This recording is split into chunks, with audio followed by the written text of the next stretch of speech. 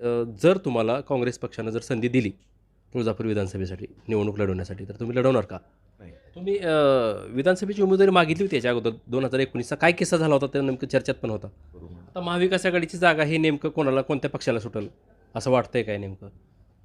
अजून ठरलेलं नाही तसं काय चर्चा पण काय तसं काय स्वरूपात कुठं झाली का पक्षाची वगैरे काय चर्चा? हा काँग्रेसचा बालेकिल्ला किती राहिलेला आहे. किती वेळेस वर्चस्व होतं काँग्रेसचं? जवळ-जवळ मला वाटतं की गेली 40 वर्ष हा तालुका काँग्रेसचा बालेकिल्ला राहिलेला आहे. महाविकास आघाडीचे आता चर्चेमध्ये आहेत अशोक जगदाळे राष्ट्रवादीकडून आणि दुसऱ्या महिला उमेदवार आहेत सक्षनाताई सलगर. या पण मतदारसंघ पिंजून काढत आहेत. तुम्ही तशी तयारी मोर्चे बांधणी चालू केली तुम्ही. तयारी तशीच विधानसभेच्या अनुषंगाने सर्व करताय तुम्ही समाजसेवेमध्ये काम. गेली 2012 पासून मी जिल्हा परिषद अध्यक्ष 2014 पासून होतो. त्यावेळेसपासून मी तयारी करतोय. गेली 2012 पासून मी जिल्हा परिषद अध्यक्ष 2014 पासून होतो. त्यावेळेसपासून मी तयारी करतोय आणि त्या माझ्या जन्माचे पेढेसुद्धा त्यांनी जेलमध्ये खाल्ले आणि त्या माझ्या जन्माचे पेढेसुद्धा त्यांनी जेलमध्ये खाल्ले. म्हणजे याचा अर्थ आज माझा पण म्हणजे तुमचे वडील जेलमध्ये असताना तुमचा जन्म झाला. हां, येस. लोकांसाठी आपल्याला काम करायचं आहे. खासदार साहेब असं म्हटले की तुळजापूर विधानसभेवर भगवा फडकवायचा. तुम्ही ते पण ऐकलं असेल, की महाविकास आघाडीच्या माध्यमातून भगवा फडकवायचा, असं ते म्हटलेलं आहे. आपण जर बारीक लक्ष देऊन ऐकलं असेल तर ते अच्छा. काय आता लोकांना वाटते की लोकप्रतिनिधी यांचा संपर्क जास्त असावा, त्यांचे फोन उचलतात खासदार साहेब. तसा तुमचा काय अजेंडा आहे का? फोन नंबर तुम्ही जाहीर करू शकता का? नमस्कार. टुडे समाचार न्यूजमध्ये सर्व प्रेक्षकाचं स्वागत आहे. मी हुकमत मुलानी. मी तुम्हाला सतत विषय वेगळ्या चर्चा, वेगळ्या मुलाखती, राजकीय असो किंवा कुठलीही असो, मी तुम्हाला सतत ती मुलाखत दाखवण्याचा प्रयत्न करतो आहे. आता लोकसभेची निवडणूक पार पडली आणि उस्मानाबाद लोकसभेच्या निवडणुकीकडे अख्ख्या महाराष्ट्राचं लक्ष लागलं होतं. त्या लोकसभेमध्ये महाविकास आघाडीचे उमेदवार ओमप्रकाश राजे निंबाळकर हे दुसऱ्या क्रमांकाला म्हणजे इतक्या बहुमतानं निवडून आले. आता सर्व विधानसभा मतदारसंघामध्ये महायुतीचं तुल्यबळ जास्त होतं, आमदारांची संख्या जास्त होती. महाविकास आघाडीचे फक्त ओमराजे निंबाळकर आणि काँग्रेसचे कार्यकर्ते, पदाधिकारी, राष्ट्रवादी शरद पवार गटाचे हे मोजके कार्यकर्ते होते आणि त्यांनी सर्वांनी खिंड लढवली. मात्र जनतेने निवडणूक हातात घेतली आणि महाविकास आघाडीच्या उमेदवाराला कौल दिला. तब्बल 3,30,794 मतांनी ओमप्रकाश राजे निंबाळकर यांचा विजय झाला. आता त्यांच्या विरोधात महायुतीचे उमेदवार अर्चनाताई पाटील होत्या. हे लोकसभेपर्यंत ठीक होतं. मात्र आता विधानसभेची निवडणूक येणार आहे. काही दिवसामध्येच निवडणूक लागेल. आता महाविकास आघाडीचे इच्छुक उमेदवार म्हणजे ज्यांना इच्छा आहे, याच्यापूर्वी इथं काँग्रेसचा बालेकिल्ला म्हणून तुळजापूरचा विधानसभा मतदारसंघ हा ओळखला जात होता. असे जे काँग्रेसचे निष्ठावंत कार्यकर्ते, पदाधिकारी ज्यांचं संपूर्ण आयुष्य या राजकारणामध्ये गेलं, काँग्रेसच्या पक्षासोबत एकनिष्ठ राहिलेले कुटुंब, ॲडव्होकेट धीरज पाटील आहेत आपल्यासोबत. जिल्हा परिषदेचे ते अध्यक्ष होते, जिल्हा परिषद सदस्य होते, समाजसेवेचा त्यांना छंद आहे आणि राजकारणाचा पण छंद आहे. याच्या पलीकडे जाऊन त्यांनी जनतेमध्ये मिसळून अनेक लोकांचे कामं केलेले आहेत. त्यांची पण इच्छा आहे आता तुळजापूर विधानसभा लढवायची. चर्चा ऐकली. मी त्यांना फोन केला आणि पहिला प्रश्न विचारला होता की पक्षानं जर तुम्हाला विधानसभा लढवण्याची संधी दिली तर तुम्ही निवडणूक लढवणार का विधानसभेची? त्यांनी हो म्हटल्यानंतर मी त्यांची मुलाखत घेणार आहे. आता आपल्यासोबत आहेत ते. नमस्कार. पहिला प्रश्न आहे तुम्हाला की जर तुम्हाला काँग्रेस पक्षानं जर संधी दिली तुळजापूर विधानसभेसाठी निवडणूक लढवण्यासाठी तर तुम्ही लढवणार का? नक्कीच या ठिकाणी मी 2019च्या सार्वत्रिक निवडणुकीमध्ये पण या ठिकाणी इच्छा प्रकट केली होती आणि त्यासाठी मी पक्षाकडे मागणी पण केली होती आणि त्या दृष्टीनं आत्तापर्यंत म्हणजे काय 2007-08 पासून ह्या राजकीय जीवनामध्ये आहे आणि त्यावेळेसपासून सुरुवात करून आत्तापर्यंत आमचं संपूर्ण कुटुंब 1961 पासून काँग्रेससोबत आहे. मग त्यानंतर माझे आजोबा बापूसाहेब काका पाटील नगराध्यक्ष होते तुळजापूरचे. त्यानंतर वडील शहराध्यक्षापासून काम केलेलं आहे, तालुकाध्यक्ष राहिलेत, आता जिल्हाध्यक्ष आहेत, जिल्हाध्यक्ष होते. तदनंतर मी या ठिकाणी जिल्हाध्यक्ष म्हणून काम करतोय. त्यामुळं मला वाटतं की आपण पण विधानसभेची उमेदवारी मागावी. त्यामुळं मी 2019ला मागितली, परंतु पक्षाने त्यावेळेस दिली नाही. तुम्ही विधानसभेची उमेदवारी मागितली होती याच्या अगोदर 2019चा काय किस्सा झाला होता त्या नेमकं चर्चेत पण होता? या ठिकाणी 2 मतदारसंघ शेवटी होते की निलंगा आणि तुळजापूर. त्यावेळेस या ठिकाणी हे 2 मतदारसंघ मागे ठेवले होते, कारण की त्या ठिकाणी चुरशीचे उमेदवार आमची पण मागणी होती. आदरणीय मधुकरराव चव्हाण साहेबांची पण मागणी होती या ठिकाणी. आणि त्या मागणीमध्ये त्यावेळेस ज्येष्ठ होते म्हणून आदरणीय मधुकरराव चव्हाण साहेबांना त्या ठिकाणी उमेदवारी मिळाली. आणि मला त्यावेळेस जिल्हाध्यक्षपद रिक्त होतं. तुम्ही जिल्हाध्यक्षपदी काम करा, आपण पुढं विचार करू, असं पक्षाने सांगितलं. कोणी सांगितलं होतं नेमकं? पक्षाच्या कोणत्या नेत्यांना भेटले होते आपण? त्यावेळेसचे प्रदेशाध्यक्ष आदरणीय बाळासाहेबजी थोरात साहेब, आदरणीय पृथ्वीराजजी बाबा, आदरणीय त्यावेळेसचे आमचे तत्कालीन माजी मुख्यमंत्री, त्यावेळेस काँग्रेसचे म्हणजे काँग्रेससोबत होते अशोकरावजी चव्हाण साहेब, यांनी त्यावेळेस आम्हाला बोलले होते की बाबा तुम्ही पक्षाचं काम करा, जिल्हाध्यक्षपद सांभाळा, आपण पुढच्या वेळेस विचार करू. आता महाविकास आघाडीची जागा हे नेमकं कोणाला, कोणत्या पक्षाला सुटेल असं वाटतंय काय नेमकं? अजून ठरलेलं नाही तसं काय चर्चा, पण काय तसं काय स्वरूपात कुठं झाली का पक्षाची वगैरे काय चर्चा? कसं आहे सांगू का, हा तालुका पूर्वीपासून काँग्रेसचा बालेकिल्ला राहिलेला आहे. मला वाटतं 77-78पासून आदरणीय साहेबराव दादा हंगरकेकर असतील, आदरणीय बाबळगावकर साहेब असतील, आदरणीय आलुरे गुरुजी असतील, आदरणीय मधुकररावजी चव्हाण साहेब असतील, म्हणजे ह्या आतापर्यंत हा काँग्रेसचा बालेकिल्ला राहिलेला आहे. किती वेळेस वर्चस्व होतं काँग्रेसचं? जवळजवळ मला वाटतं की गेली 40 वर्ष हा तालुका काँग्रेसचा बालेकिल्ला राहिलेला आहे आणि ही काँग्रेसची जागा आहे. आणि तुम्ही दावा करणार जागेवर या? नाही, दावा करण्याची गोष्टच नाही. पूर्वी काँग्रेसच असल्यामुळं दावा करण्याची गरज काय, काँग्रेसचाच राहणार. तिथं महाविकास आघाडीचे आता चर्चेमध्ये आहेत अशोक जगदाळे राष्ट्रवादीकडून, आणि दुसऱ्या महिला उमेदवार आहेत सक्षनाताई सलगर, या पण मतदारसंघ पिंजून काढत आहेत. त्यांच्याबद्दल काय वाटतं? नक्कीच हे महाविकास आघाडीचे घटक आहेत सगळे, त्यांना मागण्याचा अधिकार आहे. शेवटी महाविकास आघाडी म्हणून विचार करतील सृष्टी, कुणाला द्यायचं कुणाला द्यायचं. तुम्ही तशी तयारी, मोर्चे बांधणी चालू केली, तुम्ही तयारी तशीच विधानसभेच्या अनुषंगाने सर्व करताय तुम्ही समाजसेवेमध्ये काम?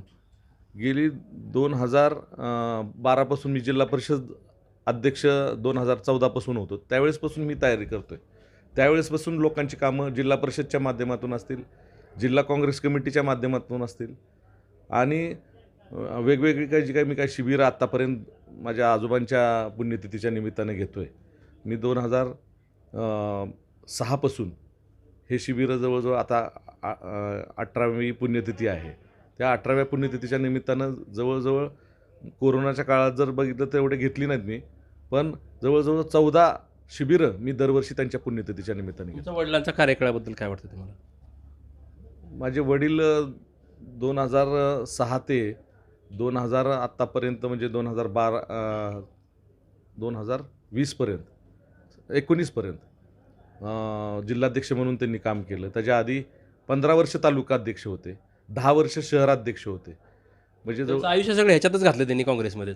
तुम्हाला मी सांगतो की ज्यावेळेस इंदिरा गांधीजींना अटक झाली त्यावेळेस 1978 साली 21/12/1978ला माझा जन्म झाला, आणि 19/12/1978ला ह्यांनी जेल भरो आंदोलन केलं. आणि काँग्रेस पक्षामध्ये त्यावेळेस जवळजवळ तुळजापूर शहरातील 40 कार्यकर्ते त्यांनी सहभाग घेतला होता हे जेल भरो आंदोलनमध्ये. ते 12 दिवस आतमध्ये जेलमध्ये होते, आणि त्या माझ्या जन्माचे पेढेसुद्धा त्यांनी जेलमध्ये खाल्ले. म्हणजे याचा अर्थ आज माझा म्हणजे तुमचे वडील जेलमध्ये असताना तुमचा जन्म झाला? यस. म्हणजे की मी एक आठवण करून दिली तुम्हाला की 19/12/1978ला त्यांना जेल झाली, आणि 21/12/78ला माझा जन्म झाला, आणि आमच्या जन्माचा जल्लोष किंवा पेढे त्यांनी तिथं खाल्ले. आणि त्यावेळेसपासून या काँग्रेस पक्षाची एक निष्ठा आमचं हे कुटुंब आहे. आणि त्यामुळं आम्हाला या ठिकाणी उमेदवारी मागण्याची आम्हाला म्हणजे वाटतं की आम्हाला उमेदवारी मिळावी. त्यांनीसुद्धा या ठिकाणी 1990, 95, 99ला या ठिकाणी उमेदवारी मागितली, पण मिळाली नाही. आणि त्यावेळेस कशी हुकली बरं त्यांची उमेदवारी? मला वाटतं की काँग्रेस पक्षामध्ये त्या काळात चढाओढ असायची आणि त्या काळात रस्सीखेच पण असायची. आणि मला वाटतं की कधी मला वाटतं की आम्ही कुठल्याच निवडणुकीमध्ये माघार न घेता किंवा संयम न सोडता किंवा दुसऱ्या पक्षात विचारसुद्धा न करता आम्ही त्याच पक्षाचं काम, त्याच पक्षाने दिलेल्या उमेदवाराचंच काम या ठिकाणी आजपर्यंत एकनिष्ठतेनं केलं. आणि त्याचं फळ आम्हाला मिळावं म्हणून आम्ही या ठिकाणी उमेदवारी मागत आहे. कार्यकर्त्यातून काय वाटतं, जनमत घेतलं असेल ना तुम्ही कार्यकर्त्यांचं? आज मला काय वाटतं की आज तुम्ही जर पाहिलं तर महाविकास आघाडी म्हणून या ठिकाणी जनमानसामध्ये महायुतीबद्दल रोष आहे. आणि नक्कीच या ठिकाणी महाविकास आघाडीला महाराष्ट्रामध्ये आणि जिल्ह्यामध्ये सुद्धा म्हणजे घवघवीत यश मिळालेलं आहे. आणि या ठिकाणी तुळजापूर तालुका पूर्वीपासूनच काँग्रेसच्या विचाराचा असल्यामुळे या ठिकाणी मला वाटतं की संधी दिल्यावर त्याचं सोनं होईल. काय तसे हालचाल, संकेत, काय असं चर्चा वरिष्ठ नेत्यासोबत काय असं झालं आहे कधी? नाही, आता मला काय वाटतं की आत्ताच लोकसभेची निवडणूक झाली आणि येणाऱ्या काही दिवसामध्येच म्हणजे काही महिन्यामध्येच या ठिकाणी विधानसभेची धामधूम चालू होईल. त्यानंतर सगळ्या गोष्टी येतील, त्यावेळेस मागणी येईल, पक्ष या ठिकाणी बोलवतील, चर्चा होतील. त्यामुळे कोणत्या मुद्द्यावर तुम्ही दावा करताय की ही काँग्रेसलाच सुटली पाहिजे जागा, की महाविकास आघाडीने एकत्रित लढवली तर? नाही, मला काय म्हणायचं आहे की या ठिकाणी आज जरी आमदार बी जे पीचे असले, 2 नंबरची मतं ही इथं काँग्रेसची आहेत. त्यामुळं मला वाटतं की या ठिकाणी मागची जेवढे लोकसभेमध्ये लीड कोणाची मिळाली, लीड कोणाला भेटलेली आहे या ठिकाणी? जवळजवळ बघा की 53,600ची लीड तुळजापूर तालुक्यातून ओमराजे निंबाळकरांना मिळालेली आहे. आणि आत्तापर्यंतचा मागचा काळ जर बघितला, जवळजवळ 8-10 आमदार झालेले हे काँग्रेसचेच आमदार झालेले आहेत. त्यामुळे ही सीट काँग्रेसचीच आहे. त्यामुळं बाकी मला वाटतं की एक महाविकास आघाडी म्हणून बाकीचे पण या ठिकाणी मागतायत, त्याला काही हे नाही आहे, परंतु श्रेष्ठी विचार करेल या ठिकाणी. तुमचा विजन काय असणार आहे बरं पुढचं? मला वाटतं की सर्वप्रथम तुळजापूर हे एक देवस्थान असून या ठिकाणी तुळजापूरच्या आजूबाजूची जी काही खेडेगाव आहेत हे तुळजापूर अवलंबून आहेत. आणि मला वाटतं की इथं बरेच जण ह्या तुळजापूरच्या आई तुळजाभवानीच्या माध्यमातून आणि ह्या मंदिराच्या परिसरातून या ठिकाणी मोठा विकास जर झाला तर बरेचसे बेरोजगार जे युवक आहेत हे सामावून हे होतील. एक मोठा हब इथं करणं गरजेचं आहे. आणि इथं मोठा विकास आराखडा पूर्वीच काँग्रेस पक्षाचे दिवंगत नेते माननीय स्वर्गीय विलासरावजी देशमुख साहेबांनी केलं. जवळजवळ 325 कोटीचा तुळजापूर विकास प्राधिकरण स्थापन करून त्यांनी ह्या परिसराचा विकास केला. आणि मला वाटतं की अजून ह्याच्यामध्ये डेव्हलपमेंट होणं गरजेचं आहे. परराज्यातील लोक देवी दर्शनासाठी तुळजापूरला येतात, तर आपण कुठंतरी सुखसुविधा देण्यासाठी कमी पडतो आहे असं या ठिकाणी वाटतं आहे. तर त्या सुखसुविधा देण्यासाठी तसेच तालुक्यातील शेतकऱ्यांसाठी, शेतमजुरासाठी, सर्वसामान्य लोकांसाठी आपल्याला काम करायचं आहे, हे उद्देश ठेवून आम्ही या ठिकाणी पुढं काम करतो.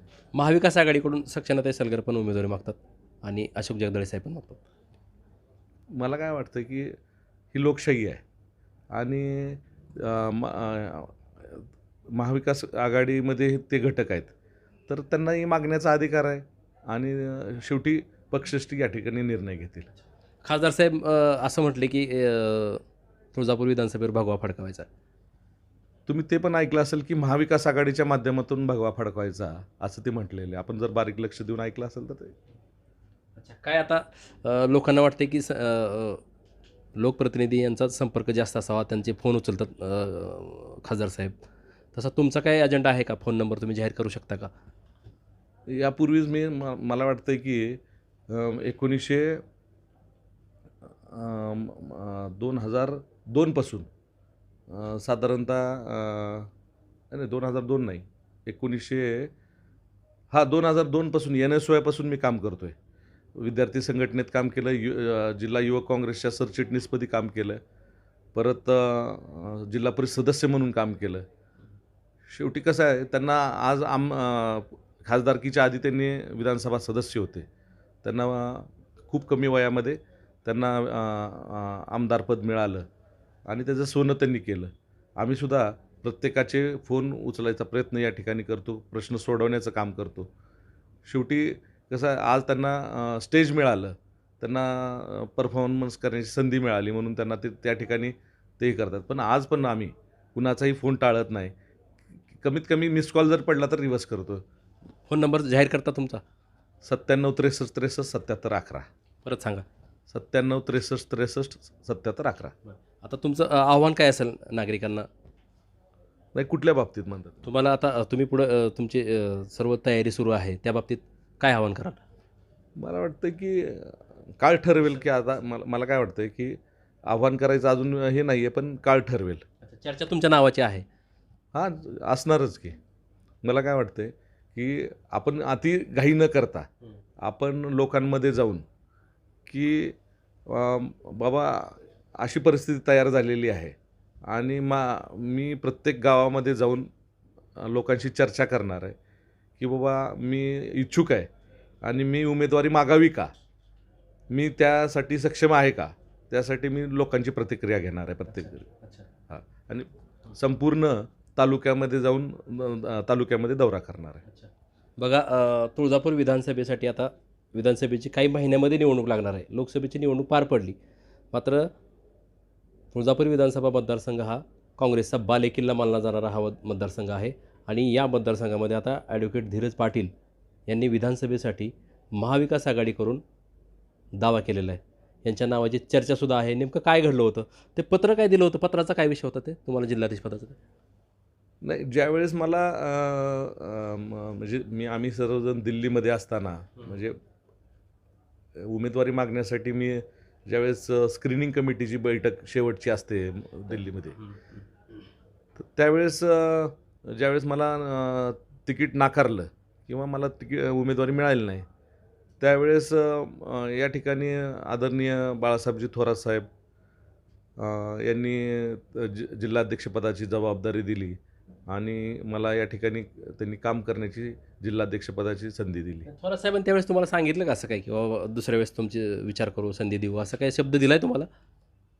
आधी तू जिल्हाध्यक्षमधून काम कर तर म्हटले, पुढं बघू आपण. आणि त्याच्यानंतर आता किती वर्ष आहे? 5 वर्ष झाली. 5 वर्ष होऊन गेले ना, आता 5 वर्ष होऊन 6वं. त्याच्यानंतर तुम्ही काय त्याची चर्चा काय झाली त्यांच्यासोबत? नाही, आता कसं आहे समजा ती प्रोसेस म्हणजे लोकसभेची झाली आता. जुन्या वचनाला उजाळा काय दिला का तुम्ही कधी? नाही, आता विधानसभेची ज्यावेळेस चर्चा चालू होईल ना, ह्या सगळ्या नक्कीच चर्चा होतील आणि सकारात्मक गोष्ट घडेल. बघू आता काय आई तुळजाभवानी काय बुद्धी सर्वांना घालेल आणि परत मला या जर विधानसभेची जर उमेदवारी मिळाली, नक्कीच संधीचं सोनं करेल. बघा, ॲडव्होकेट धीरज पाटील आणि त्यांच्या नावाची सध्या सुरू असलेली चर्चा, मी तुम्हाला प्रत्येक विधानसभा मतदारसंघात जाऊन जिल्ह्यातल्या ज्या उमेदवाराच्या चर्चा आहेत नावाच्या, त्या उमेदवाराच्या सुद्धा मुलाखती घेणार आहे, त्या नेत्यांच्या घेणार आहे, पदाधिकाऱ्याच्या घेणार आहे, कार्यकर्त्याच्या सुद्धा घेणार आहे. नेमकं लोकसभेची निवडणूक झाली, पण आता विधानसभेत हवा कोणाची आहे आणि चर्चा कोणाची आहे, मी तुम्हाला त्यांच्या मुलाखती दाखवणार आहे, ग्राउंडचे रिपोर्ट दाखवणार आहे, कार्यकर्त्याच्या मुलाखती दाखवणार आहे, खेड्यापाड्यात जाऊन, गावखेड्यात जाऊन समस्या, विद्यमान आमदार जे काय काम आहे त्या कामावर नागरिक समाधानी आहेत का, असे वेगवेगळे विषय मी घेऊन सतत वेगळ्या स्टोऱ्या तुम्हाला दाखवत राहणार आहे. मात्र आज पहिली मुलाखत आहे ही तुळजापूर या ठिकाणाहून. मी तुळजाभवानी मातेच्या मंदिरासमोरून, इथंच त्यांचं कार्यालय आहे तुळजापूर शहरामध्ये, आणि त्या कार्यालयात त्यांची मुलाखत दाखवतो आहे. ॲडव्होकेट धीरज पाटील काँग्रेसचे जिल्हाध्यक्ष, यांचे वडीलसुद्धा काँग्रेसचे 1961 पासून, म्हणजे ह्यांचा जन्म झाला आणि त्यांचे वडील जेलमध्ये. म्हणजे विशेष आहे असं संपूर्ण कुटुंब या काँग्रेसच्या पक्षामध्ये एकनिष्ठ राहून, संपूर्ण वाहून समाजामध्ये कार्य करणारे कुटुंब काँग्रेसचं. आणि ॲडव्होकेट धीरज पाटील यांनी गेल्या वेळेस 2019मध्ये विधानसभेची उमेदवारी मागितली होती, पण त्यावेळेस त्यांना जिल्हाधीश पदाची संधी दिली, म्हणजे वडिलाच्या जागेवर त्यांना काम करण्याची संधी दिली. 5 वर्ष त्यांनी निष्ठेनं काम केलं. खूप काही कार्यकर्ते इकडचे तिकडे निघून गेले, मात्र हे काँग्रेसमध्येच एकनिष्ठ राहिले आणि महाविकास आघाडीला बहुमत मिळालेलं आहे. म्हणजे या मतदारसंघामध्ये लीड मिळालेली आहे. जास्त मतानं महाविकास आघाडीचे उमेदवार लोकसभेमध्ये ओमप्रकाश राजे हे निंबळकर निवडून आले. आता लोकसभेची हवा कोणाची वेगवेगळे असे पाहणार, मात्र आज आपण यांची चर्चा पाहिलेली आहे. मात्र हवा कोणाची असली आणि चर्चा कोणाची जरी असली तरी चर्चा मात्र नक्की आमच्या बातमीची राहणार आहे. मी हुकमत मुलानी, तुळजापूर.